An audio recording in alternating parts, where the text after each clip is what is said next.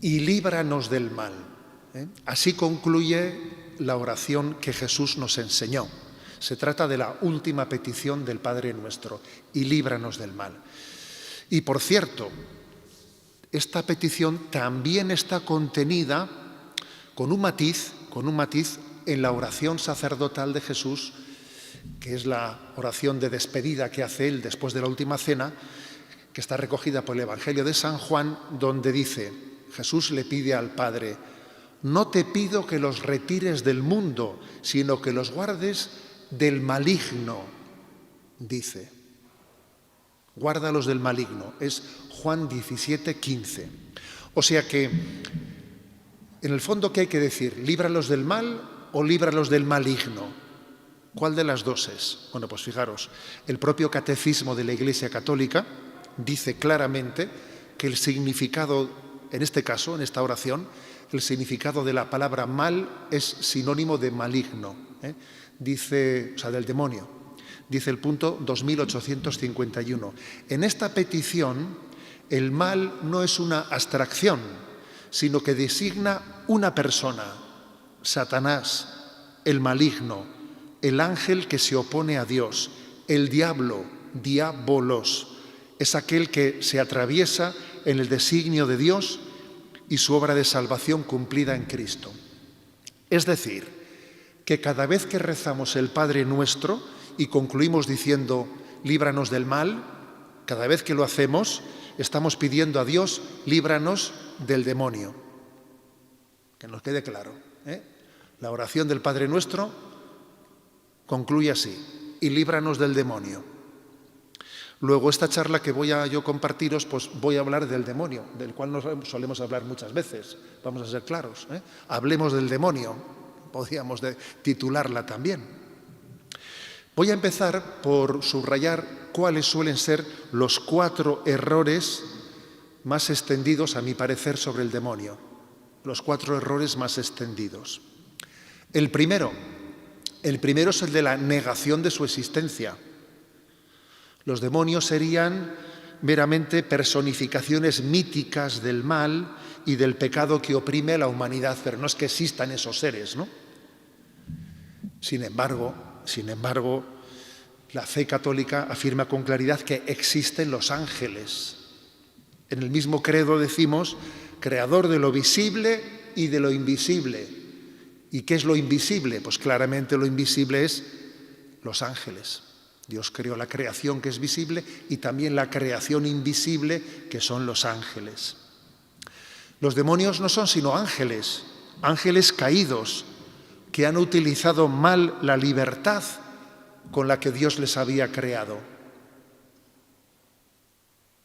Por lo tanto, frente a este primer error, que es el de negar la existencia del demonio como un ser personal, yo citaría una frase emblemática atribuida a un poeta francés, Charles Baudelaire, que decía él, el mayor truco del diablo es hacernos creer que no existe. El mayor truco del diablo es hacernos creer que no existe. Porque ciertamente así tiene las manos libres para actuar, claro. Si resulta que nuestro enemigo se hace invisible, pues claro, entonces su capacidad de actuación pues no encuentra en nosotros defensa, actitud o una estrategia defensiva. El primer error es, pues, hacernos creer que no existe. El segundo error contrario, por el lado contrario, es suponer que el demonio tiene un rango de divinidad, como si fuese un dios malo. El demonio es un dios malo, y no es así. Esa concepción, en el fondo, tiene un influjo maniqueo. La filosofía maniquea afirmaba la existencia de 2 principios eternos, el bien y el mal. El bien y el mal son 2 principios eternos. Pero la herejía maniquea fue rechazada plenamente, por nuestra tradición. Nosotros no creemos que hay el Dios del bien y el Dios del mal. Solo hay un Dios, creador de todo, y todo lo que Él creó es bueno. Todo lo que Él creó es bueno. Y por lo tanto el diablo y los demás demonios fueron creados buenos por naturaleza. y por sí mismos se hicieron malos utilizando más su libertad. Vamos, que también al hombre le ocurrió en otra medida lo mismo, ¿no? Y es curioso que en nuestros días convivan dos errores opuestos al mismo tiempo. Los que exageran la importancia del demonio, que parece que le dan una entidad como si fuese un dios malo, y los que minimizan o incluso niegan su existencia. Con mucha frecuencia, el rechazo de la fe no suele derivar ya únicamente en el ateísmo materialista, sino que muchas veces el rechazo de la fe acaba refugiándose en los brujos, en las supersticiones, en el satanismo. Con frecuencia el mundo moderno ha abandonado a Dios para entregarse al ocultismo, a la idolatría. Luego, digamos que hay dos primeros errores, el error de no creer en la existencia del demonio, o en segundo lugar, darle una entidad de cual si fuese un Dios contrario, ¿no?, al único Dios verdadero, que es algo absurdo. Tercer error. El tercer error es pensar que lo que Jesús dijo sobre el demonio estaba condicionado por el tiempo en que vivió. Y eso no es aceptable, porque Jesús es el revelador del Padre y Él pensó, habló y actuó siempre con gran libertad respecto a los condicionamientos de su tiempo. Jesús no se dejó condicionar por su tiempo. Y pongo algunos ejemplos. Por ejemplo, los saduceos no creían en la existencia de los ángeles. Los fariseos sí. Los fariseos creían en la existencia de los ángeles y de los demonios. Y con el enfrentamiento que tenía Jesús con los fariseos, pues hubiese sido muy fácil que Jesús se hubiese aliado con los saduceos, diciendo que él no creía en la existencia de los ángeles, pero no es así. Lo cierto es que él conjugó en este punto con los fariseos en la existencia de los ángeles y del demonio, ¿no? O, por ejemplo, es muy importante el pasaje evangélico en el que se acusa a Jesús de expulsar a los demonios con el poder del demonio. Si Jesús no hubiera reconocido la existencia de los demonios, pues hubiese tenido muy fácil la respuesta, ¿no? Hubiese dicho, ¿cómo que yo expulso a los demonios con el poder del demonio? Los demonios no existen. Con que hubiese dicho eso, hubiese terminado todo, claro. Pero lo cierto es que Jesús nos habla claramente de la existencia del maligno. Es más, la llegada del reino de Dios se muestra en que Jesús cura a los enfermos y expulsa a Satanás. Realiza, ¿no?, esos exorcismos en los que muestra su autoridad sobre el demonio. Por lo tanto, no es aceptable eso de que Jesús se dejó condicionar por la mentalidad de su tiempo. Y el cuarto error, también muy extendido, es el que se dice, bueno, es que, bien, de acuerdo, yo creo en la fe de la Iglesia, creo en la existencia de los ángeles y de los demonios, pero no conviene hablar de este tema hoy.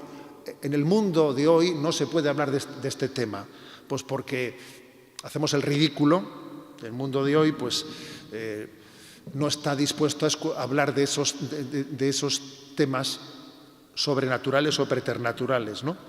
La cultura contemporánea no es receptiva a ello. Y hay que decir que tampoco eso es de recibo, ¿eh? Ciertamente la predicación sobre el demonio tiene que ser prudente y sobria, no morbosa. Pero en la Biblia y en la tradición es evidente que Satanás y sus ángeles no son una pieza adicional o secundaria que pueda ser eliminada sin prejuicio de la comprensión de la revelación. La existencia de los demonios es un elemento clave del misterio del mal. Y de hecho, seguir a Jesucristo implica renunciar a Satanás. Los cristianos que se bautizan, se les pregunta por el credo y se les pregunta si renuncian a Satanás. Por lo tanto, es necesario hablar también del demonio en nuestro tiempo, porque si no, no viviríamos en verdad, ¿no?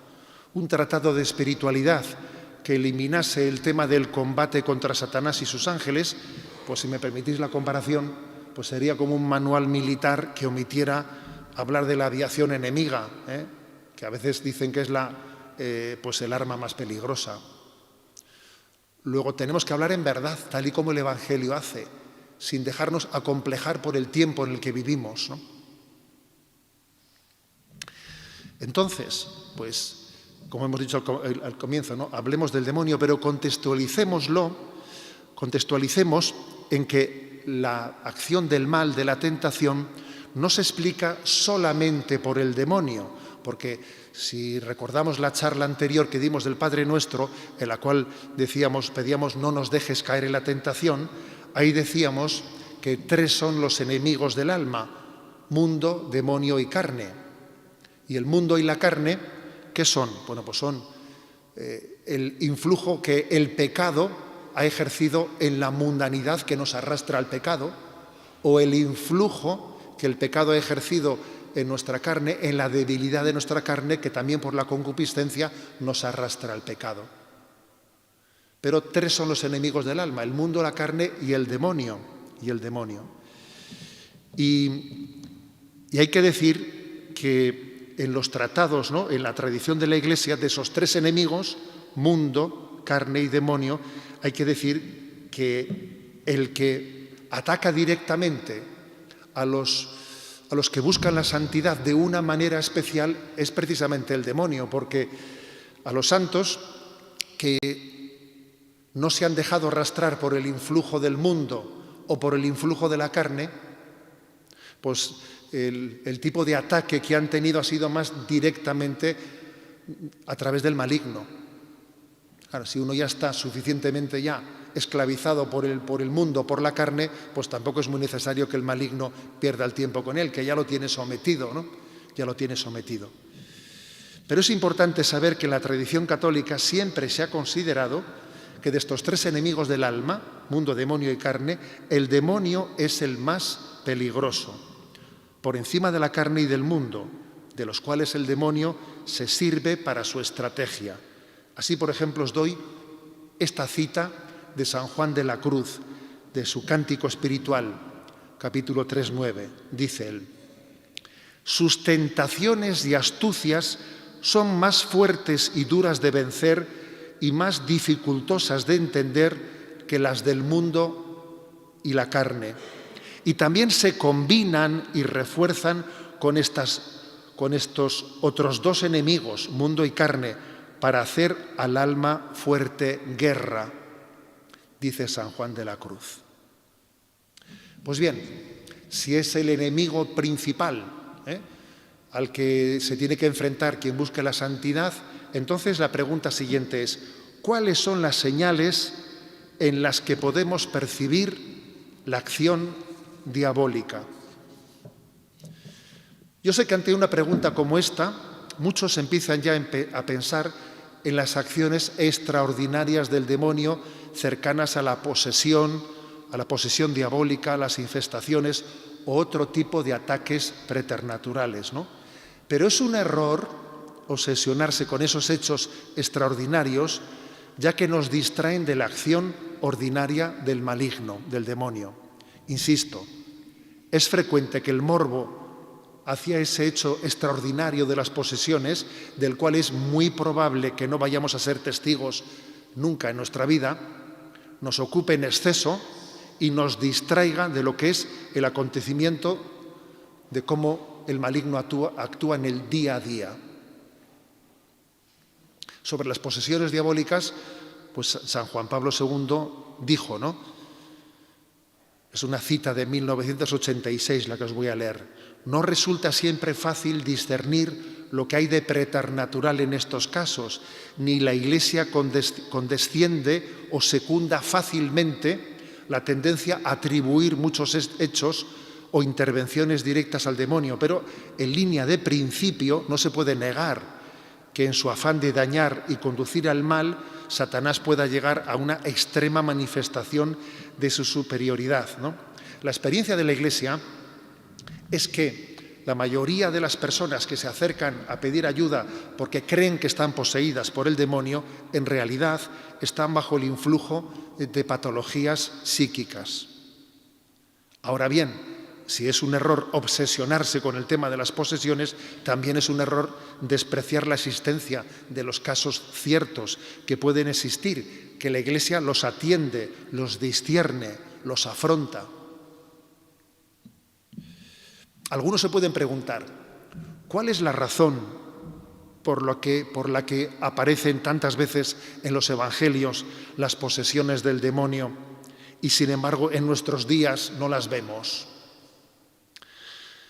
Pues a mi parecer el demonio sigue en cada momento la estrategia que puede hacer más daño a las almas. Y en el contexto secularizado de Occidente, la visualización de esos ataques del demonio tan a cara descubierta podría tener un efecto de acercar más gente a la fe que de alejarla. Y por eso el demonio no es tonto y no va a hacer eso. A mí que me ha tocado estar presente en algunos exorcismos, porque el obispo es responsable primero también de ese ministerio exorcista en las diócesis, algunas veces que me ha tocado, ¿no?, estar en ese ministerio, pues yo desde luego he hecho esa consideración. Desde luego el demonio no será tan tonto para que esto lo vea mucha gente, porque si mucha gente viese esto, volvería a la fe corriendo. Y obviamente el demonio no va a actuar contra sus intereses, ¿no?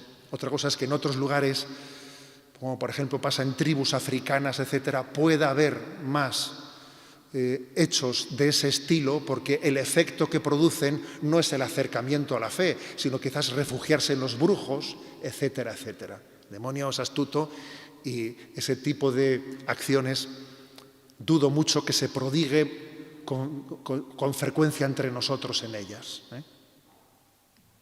Entonces, reformulemos la pregunta. ¿Cuáles son las señales habituales?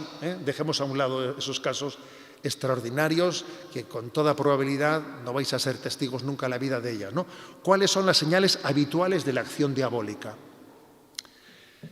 San Pablo VI respondió a esta pregunta en el año 1972 y dijo esto: ¿existen señales y cuáles son de la presencia de la acción diabólica?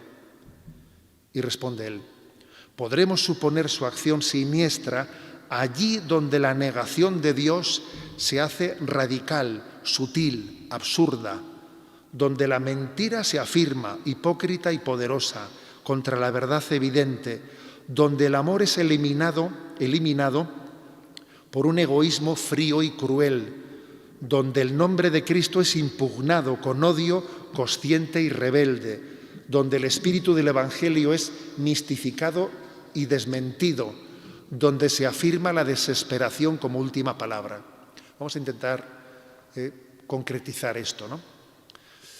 No pensemos que la Iglesia está privada de la acción del maligno. El mismo San Pablo VI, en ese mismo año 1972, pronunció la famosa frase: se diría que a través de alguna grieta ha entrado el humo de Satanás en la Iglesia, en el templo de Dios. ¿Cómo ha ocurrido esto? Ha habido un poder perverso, el demonio. Eso lo dijo San Pablo VI en el año 1972. Y es obvio que hemos visto cómo a veces el humo de Satanás y el influjo de Satanás ha entrado en el seno de la Iglesia y ha conseguido hacer cosas increíbles. Conseguir que en nuestro seno acontezcan también hechos horribles. No hace falta que los especifique muchos, pero es obvio. Eso lo dijo él en 1972. Ahora bien, no dudemos nunca de la promesa de la indefectibilidad que Jesús hizo a su Iglesia. Mateo 16, 18. Tú eres Pedro, sobre esta piedra edificaré mi Iglesia y el poder del infierno no la derrotará. No dice no la atacará, No la atacará, no dice. Dice no la derrotará. Entonces, las señales. ¿Cuáles son las señales de esa acción diabólica? Yo me atrevería a decir que hay 3 señales especiales de esa acción diabólica, que pueden ser por una inusual intensidad, por un objetivo estratégico o por la desproporción entre la aparente ausencia de maldad y los efectos devastadores causados. Pongo 3 ejemplos. Creo que la acción del maligno se percibe, en primer lugar, por una inusual intensidad. Cuando el hombre llega a hacer ciertas barbaridades con una maldad increíble que ya parece que se nos pasa la rosca, uno dice, madre mía, pero esto, ¿cómo es posible que se haya podido llegar a tal barbaridad? Pues, por ejemplo, lo que pasó en Auschwitz. Dice, es posible que el hombre llegue a cometer unas barbaridades de ese calibre, ¿no?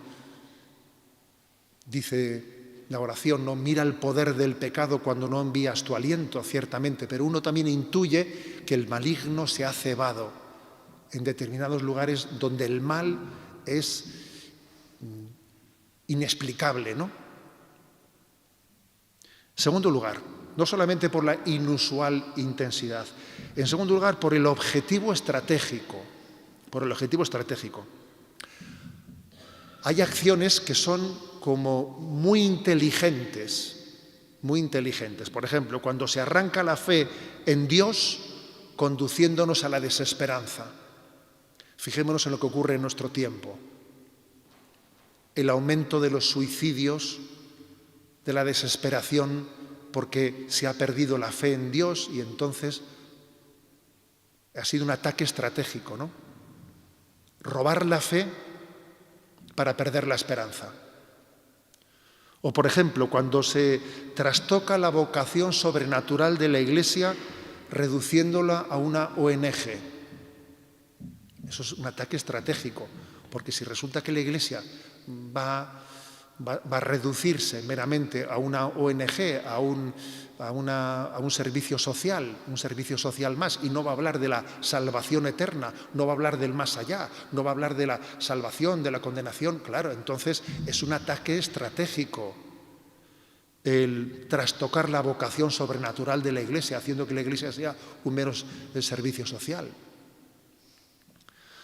O, por ejemplo, otro caso, ¿no? Cuando se diluye o sustituye la religiosidad por una vaga espiritualidad, como estamos viendo que acontece hoy en día en la nueva era, que se dice, bueno, religión no, pero espiritualidad sí, ¿no? Se sustituye la religiosidad, el recibir la revelación de Dios por una vaga espiritualidad en la que el hombre busca en esa espiritualidad una especie de relajación interior.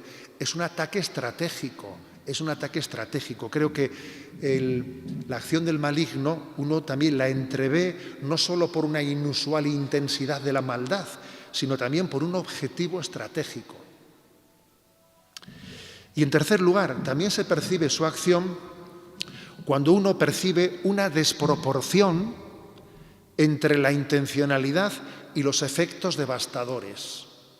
Por ejemplo, cuando ocurre que nosotros, por nuestras filias o nuestras fobias, pues caemos en cotilleos, en críticas y aparentemente sin mucha maldad.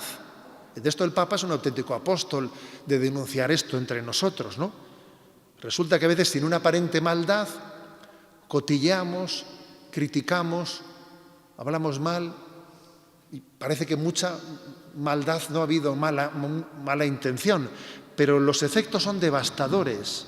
Se destruyen familias, se dividen las diócesis, se hace un daño inmenso en la parroquia, las amistades se rompen, el trabajo se hace insufrible y dice uno, ¿cómo es posible que se pueda hacer con una palabra inoportuna, un cotilleo, tanto daño? Claro, es así. Hay tal desproporción entre el haber sido indiscreto hablando, cotilleando, criticando y el efecto devastador que eso hace, que uno intuye también que ahí detrás de eso está el maligno. Por eso el Papa es un auténtico apóstol contra el cotilleo, contra la crítica, recordando que uno de los términos con los que se designa al demonio en la Sagrada Escritura es el acusador el acusador de nuestros hermanos. El demonio es el que acusa, siempre hablando mal de otro, siempre hablando mal. Como por ejemplo aparece en el libro de Job, ¿no? Diciendo, sí, este parece bueno, pero este te quiere por el interés, te quiero Andrés. Dice, tú quítale sus bienes, a que te maldice. Y ya está el demonio acusando a Job, hablando mal de él. Es el acusador de nuestros hermanos, ¿no? Por eso creo que tenemos que tener la capacidad de percibir cuando por una inusual intensidad o por un objetivo estratégico o por un efecto desproporcionado, ¿no? entre una imprudencia por nuestra parte en el hablar y los efectos devastadores que causa, nos demos cuenta que estamos bajo una estrategia del maligno que tenemos que desenmascarar. ¿Cómo acontece la acción del maligno? ¿Cómo acontece? Los monjes del desierto, en los primeros siglos de la Iglesia, hablaron de los logismoi. ¿Qué son los logismoi? Es una forma concreta en la que los demonios llevan adelante sus tentaciones. Son pensamientos lacerantes y obsesivos que te invaden y te turban la paz. Por ejemplo, ¿no? Digámoslo en nuestros términos, pues no valgo para nada. Esta vida no tiene sentido, ¿no? Para lo que te agradecen no merece la pena esforzarse. No te comas la cabeza, déjate llevar. O sea, a veces esos logismoi son pensamientos lacerantes, obsesivos. Hoy en día dirían los jóvenes que te rayan la cabeza, que te siembran desesperanza. Santa Teresa, con los términos suyos en el siglo XVI, decía, siembran inquietud, desasosiego, alboroto interior, sequedad, oscuridad, falsedad, engaño, mentira, te falsean todo. Bueno, pues es eso, los logismoi. Dicho con lenguaje de los padres del desierto o con lenguaje de Santa Teresa de Jesús, ¿no? Y el método que proponen los padres del desierto para hacer frente a los logismoi, hay un tal Evagrio Póntico, quien dice, para hacer frente a esos pensamientos obsesivos del maligno, lo que hay que hacer es, primero, observar esos pensamientos y darte cuenta de que estás siendo atacado. Segundo, comunicarlos a tu acompañante espiritual. Porque cuando compartes una tentación compartida es tentación medio vencida. Y en tercer lugar, observarlos, comunicarlos y hacerles frente con la palabra de Dios. Como hizo Jesús, por cierto, que Jesús a las tentaciones del demonio les cortaba por lo seco con la palabra de Dios. No solo de pan vive el hombre, está escrito, no tentarás al Señor tu Dios. O sea, era la palabra de Dios con la que cortaba por lo sano las insinuaciones, los logismoi del diablo.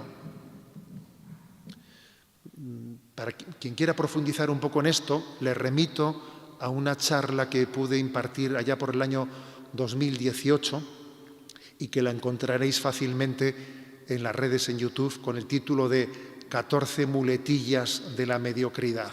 Con 14 muletillas lo encontráis fácilmente en una reflexión de qué son los logismoi y cómo les tenemos que hacer frente. Así actúa el maligno, sembrando pensamientos de desesperación, haciéndonoslo ver todo negro, falseándote las cosas, falseándotelas, ¿no? Lo suyo es la falsedad. Lo suyo, San Ignacio de Loyola dice que intuye su presencia cuando en el alma se siembra oscuridad y desesperación. Bien, ¿y cómo reaccionar? ¿Cuál es la espiritualidad de la lucha contra el demonio? Vamos a ello. Hay un texto bíblico clave, Efesios 6, versículos del 10 al 18.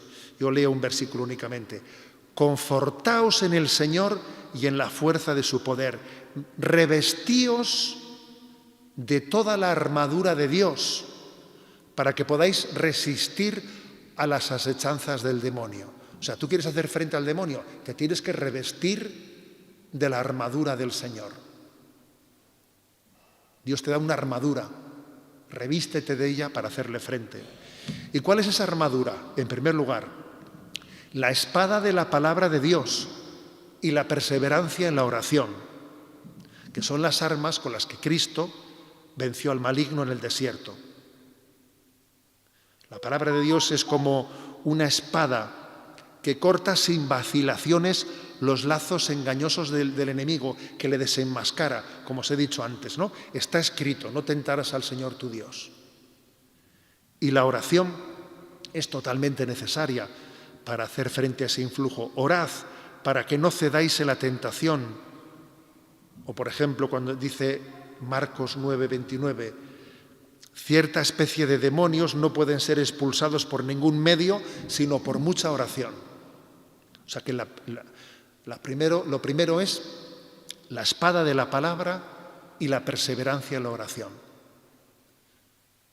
Empápate de la palabra de Dios y ora en profundidad y serás invencible. Segundo lugar, la coraza de la justicia, es decir, vivir en gracia de Dios, vivir en gracia de Dios. Cuando vencemos al pecado, vencemos al demonio, o sea, no tengamos duda de ello. Dice Efesios 4:26, no pequéis, no deis entrada al diablo, pecar es dar entrada al diablo, vivir en gracia de Dios es cerrarle la puerta. En tercer lugar, he dicho la primera, la espada de la palabra y la perseverancia de la oración. En segundo lugar, la coraza de la justicia, vivir en gracia de Dios. Tercero, el escudo de la fe. Dejando a un lado, fijaros bien, igual os va a sorprender esto que os voy a decir, dejado a un lado el apoyarnos en visiones y alocuciones, caminando en la pura fe, pues el demonio no tiene por dónde asir al cristiano si éste se apoya en la fe y en la fe de la Iglesia. La Iglesia es muy prudente para discernir y aprobar supuestas revelaciones, porque como dice San Juan de la Cruz, pues es un terreno en el que el maligno puede engañar. San Juan de la Cruz da muchas indicaciones a los místicos que han tenido revelaciones. Les dice, que un ángel me ha dicho esto, le dice, muy bien, tú déjalo estar, tú apóyate en lo que dice la Iglesia. Que he recibido una comunicación mística, bueno, olvídate eso, tú apóyate en la fe de la Iglesia, en la desnudez de la fe, que es la que nos da la garantía, ¿no? La garantía de no ser engañados. En cuarto lugar, fidelidad a la doctrina y a la disciplina de la Iglesia. La Iglesia ha recibido la promesa de que no será vencida por el maligno. Luego yo, si soy fiel a la Iglesia, tengo la garantía de que no seré engañado por el maligno. Viviendo en obediencia a la Iglesia, porque el que obedece nunca se equivoca, ¿no? Dice Santa Teresa, tengo por muy cierto que el demonio no podrá engañar, no lo permitirá Dios, al alma que de ninguna cosa se fía de sí misma, sino que está fortalecida en la fe de la Iglesia. En quinto lugar, dentro de esta armadura frente al maligno, además de los sacramentos que nos permiten vivir en gracia de Dios, también la Iglesia predica el valor de los sacramentales, especialmente la cruz y el agua bendita. Santa Teresa de Jesús, que tuvo, ¿no?, en su vida mística muchos combates contra los demonios, habla del gran valor del agua bendita. Dice ella, no hay cosa con que huyan más para no volver los demonios que del agua bendita. Debe ser grande la virtud del agua bendita. Para mí es particular y muy conocida consolación que siente mi alma. Y sexto punto de esa espiritualidad, de esa coraza para luchar contra el maligno. Sexto punto, es muy importante. Superar el temor al demonio. Pues Jesús nos mandó, no se turbe vuestro corazón ni tengáis miedo. Juan 14:27. Cristo venció al demonio y lo sujetó. Ahora él no es más que una fiera encadenada que no puede dañar al cristiano si no nos entregamos a él por el pecado. El poder tentador de los demonios está completamente sujeto a la providencia del Señor, que es capaz de usarlos, de emplearlos como pruebas purificadoras en nuestra vida. Y por lo tanto confiamos en la providencia de Dios. Hay un texto para la eternidad, si me permitís, de Santa Teresa de Jesús. Fijaros lo que es el siglo XVI. Una mujer, en aquel contexto, en la vida de la Iglesia, sin estudios teológicos, etcétera, etcétera, tiene un pasaje en el que ella muestra un valor y un desprecio frente a los demonios que a mí, cada vez que lo leo, me emociona. Tiene un castellano antiguo, un castellano medieval, a ver si lo leo bien, pero a mí me emociona leer esto. Como esa mujer, en su debilidad, Dios le dio esa fortaleza de poder despreciar a los demonios, ¿no? Dice ella: no hay duda de que me parecía que me tenían miedo a mí, porque yo quedé sosegada y tan sin temor de todos ellos que se me quitaron todos los miedos que solía tener, porque aunque algunas veces les veía, no les he tenido casi miedo, antes me parecía que ellos me lo tenían a mí. Me quedó un gran señorío contra ellos, bien dado por el Señor de todos, que no se me da de ellos más que de moscas. Me parecen tan cobardes que en viendo que los tienen en poco, no les queda fuerza. Me parece impresionante que una mujer en el siglo XVI diga esto, ¿no? No me da más de ellos más que de moscas. Y dice la última frase, que cuando ellos ven, me parecen tan cobardes que en viendo que los tienen en poco, no les queda fuerza. Si el demonio ve que tú tienes la plena confianza en el Señor, en el corazón del Señor, no tiene nada que hacer, porque ve que estás ungido por la confianza en Dios que te protege. Por lo tanto, es importante superar el miedo, el temor, porque el miedo, el temor abre las puertas y la confianza las sella. Bueno, como veis, es un programa maravilloso, ¿no? De decir, ¿cómo yo me pongo una coraza, cómo yo venzo a ese maligno, ¿no? En esa gran petición que estamos haciendo, y líbranos del mal y líbranos del maligno. Y voy a concluir diciendo que la victoria sobre el maligno es también la victoria sobre todos los males que provienen del maligno. Fijémonos, ahora nos remitimos a la Eucaristía, en el embolismo con que la liturgia continúa el rezo del Padre Nuestro. La palabra embolismo no es muy utilizada por nosotros. Un embolismo es como un giro en el que uno retoma lo que estaba diciendo, ¿no? Cuando termina el Padre Nuestro, dice, ¿no? Y líbranos del mal. ¿Cómo continúa? Líbranos de todos los males, Señor. O sea, retoma lo último, litúrgicamente, al haber terminado el Padre Nuestro, ahora viene un embolismo litúrgico que retoma y remata lo anterior. Lo último era, y líbranos del mal. Y dice, líbranos de todos los males, Señor, y concédenos la paz en nuestros días, para que, ayudados por tu misericordia, vivamos siempre libres de pecado y protegidos de toda perturbación. Es decir, que en este momento, después de haber dicho líbranos del demonio, líbranos del maligno, pedimos también, rematamos diciendo, y líbranos de todos los males que vienen del maligno. El Catecismo de la Iglesia Católica dice, al pedir ser liberados del maligno, oramos igualmente para ser liberados de todos los males presentes, pasados y futuros de los que Él es autor o instigador. Esta última petición la Iglesia la presenta al Padre, presenta todas las desdichas del mundo, con la liberación de todos los males que abruman a la humanidad. Implora el don precioso de la paz y la gracia de la espera perseverante en el retorno de Cristo. Por lo tanto, al decir líbranos del mal, también pedimos la liberación del mal para todo el universo, para toda la creación. La creación entera está sufriendo dolores de parto, ¿no? Y es extender la liberación del mal a todo el universo.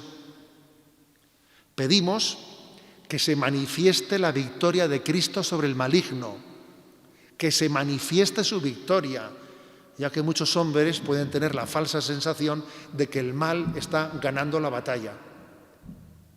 ¿A qué es cierto esto? Que muchas veces uno puede tener la sensación, aquí va ganando la batalla el maligno, ¿no? Esa sensación la podemos tener. Pero sin embargo, nos acordamos de las palabras de Jesús, ¿no? Quien dice a los discípulos que están compartiendo la experiencia de gozosa de haber salido a predicar, vuelven los 72, y Jesús les dice, ¿no? Cuando vosotros predicabais, ¿no? Yo estaba viendo a Satanás caer del cielo como un rayo. O sea que en la acción evangelizadora que realizamos, Satanás cae como un rayo.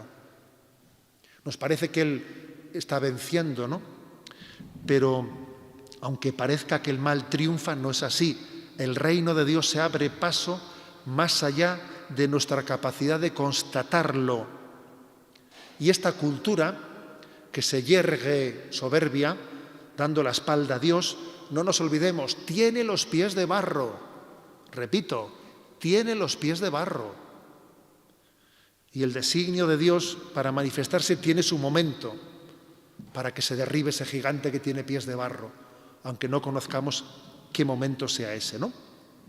Y es interesante saber que San Francisco de Sales hablaba de la decatenatio santorum, o sea, del que llegará un día en el que los santos se desencadenarán, como diciendo que ahora mismo en este momento, pues los santos están como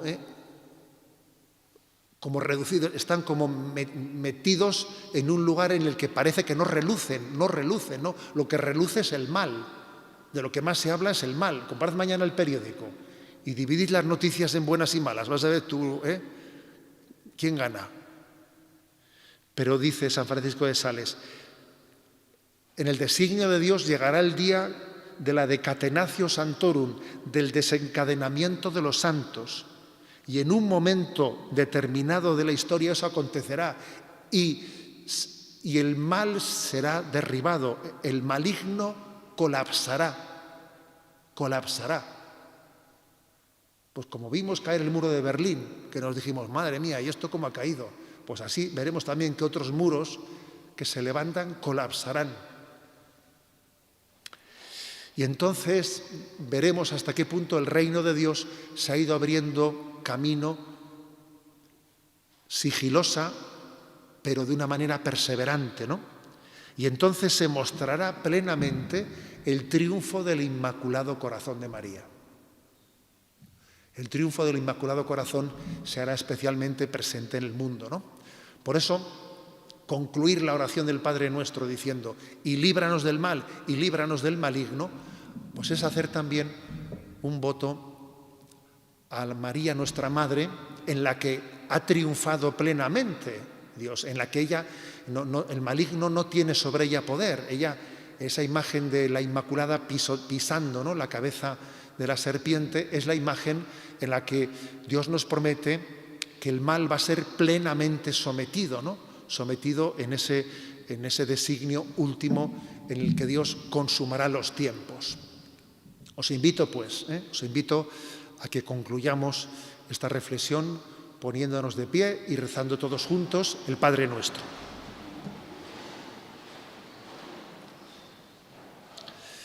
Padre nuestro que estás en el cielo, santificado sea tu nombre. Venga a nosotros tu reino. Hágase tu voluntad en la tierra como en el cielo. Danos hoy nuestro pan de cada día. Perdona nuestras ofensas, como también nosotros perdonamos a los que nos ofenden. No nos dejes caer en la tentación y líbranos del mal. El Señor esté con vosotros. La bendición de Dios Todopoderoso, Padre, Hijo y Espíritu Santo, descienda sobre vosotros